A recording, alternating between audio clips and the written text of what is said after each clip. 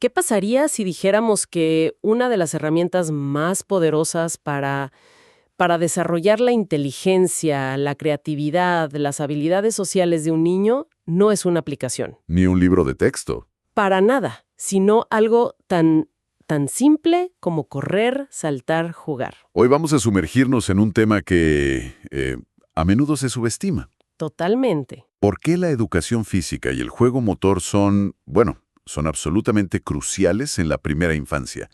Y como veremos, no se trata solo de quemar energía, ¿eh? No. Se trata de construir literalmente las bases del cerebro y de la personalidad. Y fíjate que para esta exploración tenemos un montón de material. Hay guías de políticas públicas de la UNESCO, currículos educativos de países como Ecuador. Investigaciones académicas también, publicadas en Cielo. Sí, y hasta estudios de centros como el CDTUC en Chile.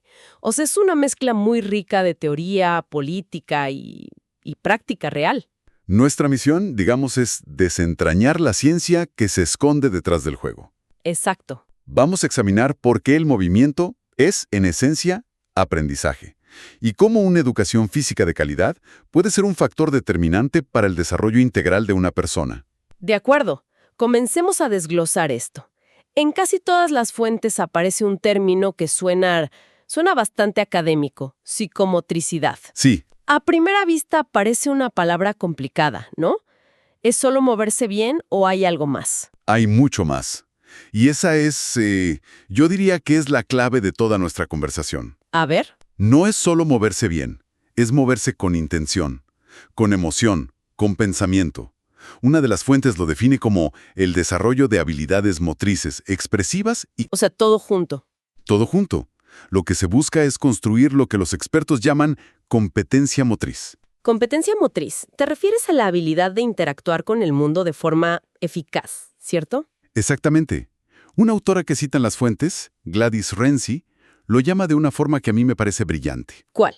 Una inteligencia operativa. Inteligencia operativa. Me gusta. Es saber qué hacer, cómo hacerlo, cuándo y con quién.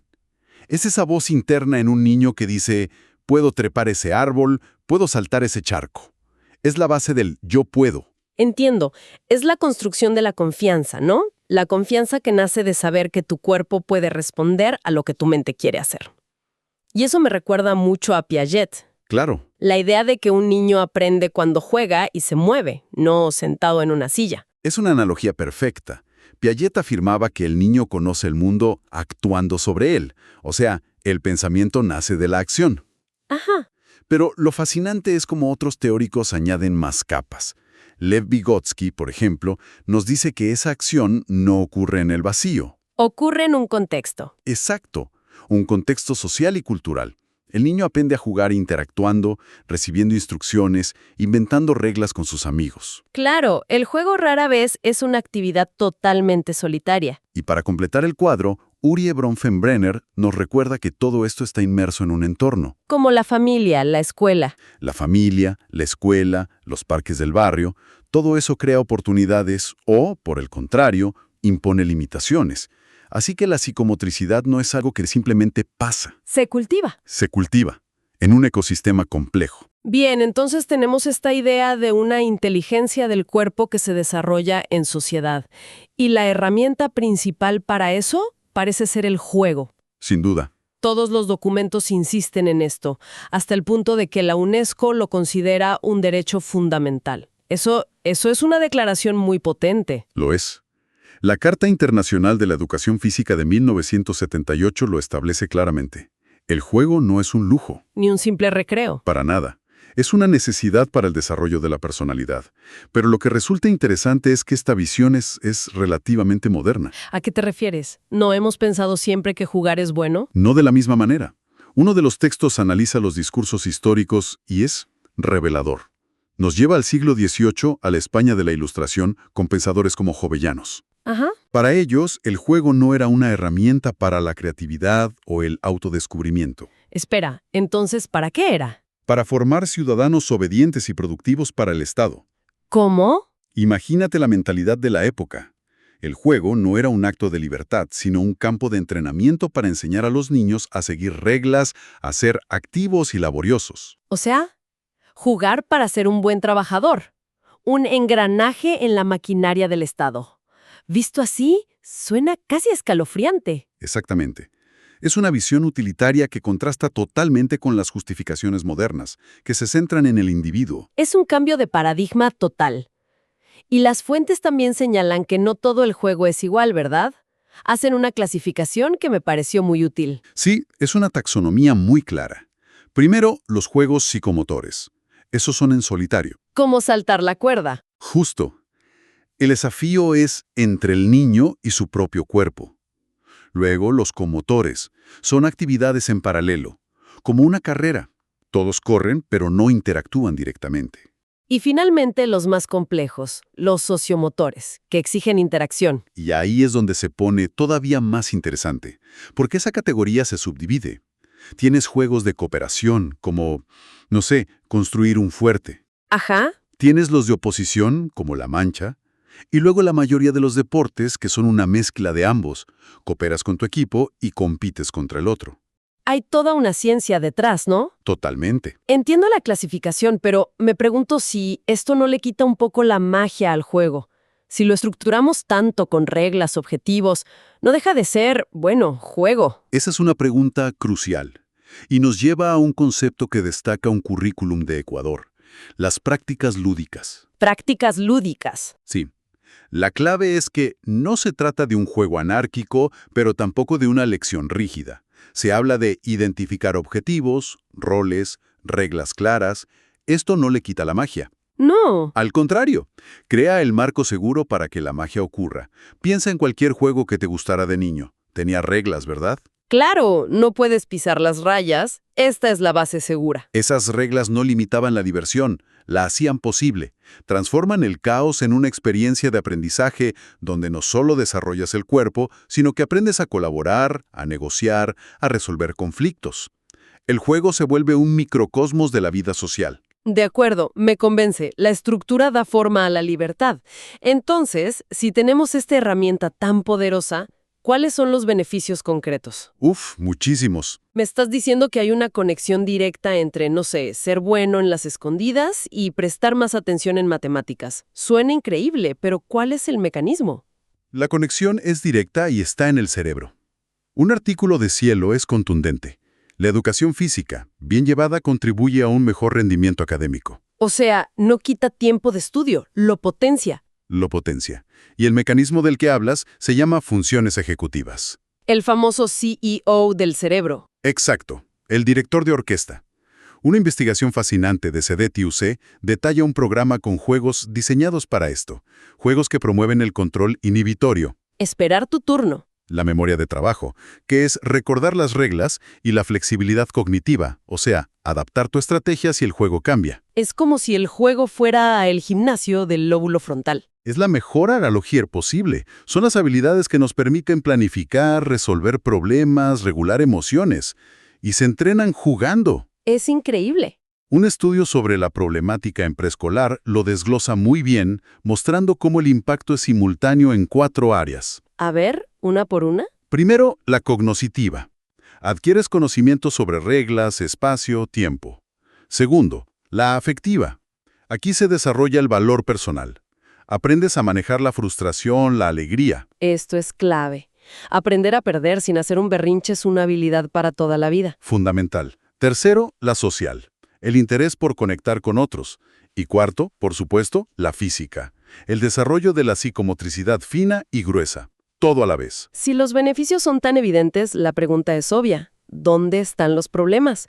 ¿Por qué no es esta la materia más importante en las escuelas? Porque, como señalan varias fuentes, hay una brecha enorme entre la teoría y la práctica. Un estudio muy revelador se hizo en una unidad educativa en Ecuador. ¿Y qué encontraron? Encontraron que la escuela tenía una infraestructura fantástica. Espacios verdes, canchas, material. Tenían todas las herramientas. Todas. Pero al observar las clases, se dieron cuenta de que el énfasis seguía puesto casi exclusivamente en lo cognitivo tradicional. No puede ser. La mentalidad de que aprender de verdad es estar quieto en un pupitre seguía dominando la práctica diaria. ¡Qué ironía! Tener el gimnasio, pero seguir creyendo que el único músculo que importa es el que se usa para memorizar. Precisamente, es el paradigma que todas estas fuentes intentan romper. De acuerdo. Entonces, si ese es el problema, ¿cómo es una buena clase de educación física? ¿Cómo pasamos de la teoría a una práctica que funcione de verdad? La guía de la UNESCO para responsables políticos es muy clara en esto. La palabra clave es inclusión. Inclusión. Una educación física de calidad debe ser para todos. Y esto es fundamental. Significa que debe diseñarse para asegurar la participación de cada niño, sin importar su género, si tiene una discapacidad, su origen, nada. Pero eso suena difícil en la práctica, ¿no? En una clase con 30 niños con habilidades tan diferentes. Es un desafío, pero la evidencia demuestra su poder. Una investigación que se menciona se realizó con niños con discapacidad intelectual. ¿Y qué pasó? Tras un programa de actividades motrices de solo 3 meses, mostraron mejoras significativas en coordinación y locomoción. Esto subraya que la intervención guiada y adaptada funciona. Y ahí el papel del docente se vuelve absolutamente central. Es la pieza clave. No es un instructor que tiene una pelota, es un facilitador, un arquitecto de experiencias. Me gusta eso de arquitecto de experiencias. Un estudio sobre el juego dramático lo ilustra perfecto. En lugar de decir corran de aquí para allá, el profesor guía una actividad donde los niños representan una historia. ¿Cómo funciona? Pues los niños aprenden a ponerse en el lugar de otros, a expresar emociones con el cuerpo, a negociar ideas. Se fomenta la empatía, la cohesión grupal, el movimiento se carga de significado. Y el docente guía todo eso. El docente guía, escucha, da voz, se convierte en un referente de seguridad. Entiendo. Transforma la clase en un laboratorio de habilidades para la vida. Y puede ir incluso más allá. La guía de la UNESCO menciona casos prácticos muy inspiradores, como el modelo Te Ao Kori en Nueva Zelanda. ¿De qué se trata? Este programa no usa los deportes convencionales, sino que revitaliza juegos y actividades tradicionales maoríes. ¡Qué buena idea! O sea que no solo hacen ejercicio, están conectando con su cultura. Exactamente.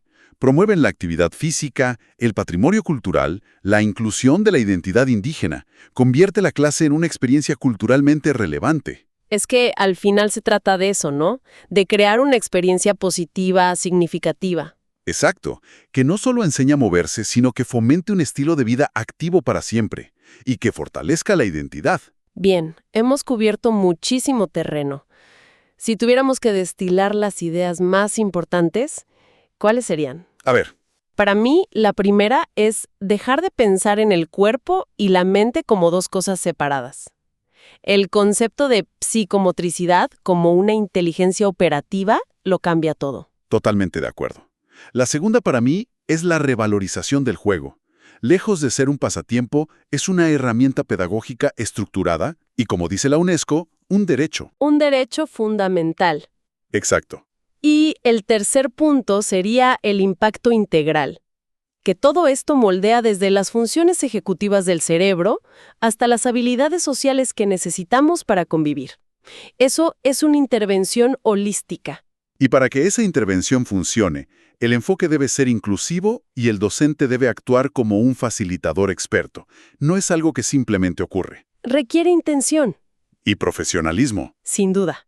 Todas las fuentes nos demuestran que el juego activo es la forma favorita que tiene el cerebro para aprender. ¿Sí? Sin embargo, en un mundo cada vez más enfocado en el rendimiento académico temprano, en el tiempo frente a las pantallas, me queda resonando una pregunta. ¿Cuál? ¿Cómo podemos, como sociedad, proteger y asegurar que el juego libre y en movimiento mantenga su lugar esencial en el día a día de un niño? No como un simple recreo, sino como el verdadero cimiento de todo su aprendizaje futuro.